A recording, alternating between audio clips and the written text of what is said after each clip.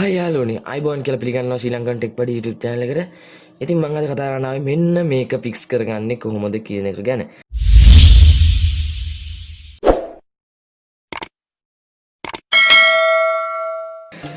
සාමාන්‍යයෙන් Windows 10 8.1 8 වගේ OS එක තියෙන කට්ටියන්ට මේ ප්‍රශ්නේ ඇවිල්ලා ඇති GTA Sanandreas වගේ games play කරනකොට.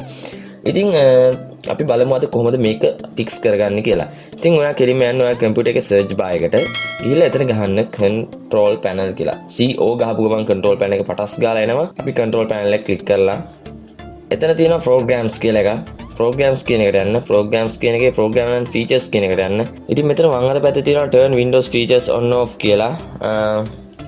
ඒක ක්ලික් කරාම ආඩර මේ වගේ pop up box එකක්. එතනින් යන්න ඔයා යටට යනකොට තියෙනවා legacy components කියලා එකක්. ඒක ටික් එකක් දාගෙන එතන තියෙන දල් ලකුණ ක්ලික් කරන්න. එතකොට එතනින් එනවා direct play කියලා එකක්.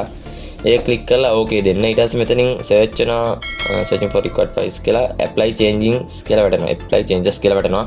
ඊට පස්සේ මේක apply වුණාට පස්සේ windows completed the requested changes කියලා වැටෙනවා. හරි. දැන් බලමු අපි අපේ game එක play කරන්න පුළුවන්ද කියලා. ඔන්න මම game එක open කරගන්න යන්නේ.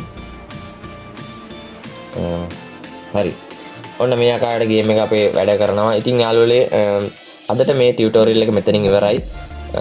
මට දැන් game එක play කරන්න යන්න තියෙනවා. ඉතින් එහෙනම් යාළුවනේ මගේ වීඩියෝ හොඳයි නම් subscribe කරන්න, bell icon එක ඔබලා ඔයගොල්ලන්ට මගේ අලුත් වීඩියෝ ඔයා ළඟටම ගෙන්න ගන්න. ඒ වගේම මේ වීඩියෝ එක like කරන්න, share කරන්න, නොදන්න යාළුවෙක්ටත් දැනගන්න. හරි යාළුවනේ එහෙනම් අදට අපි සමු ගන්නවා තවත් වීඩියෝ එකකින් හමු වෙමු.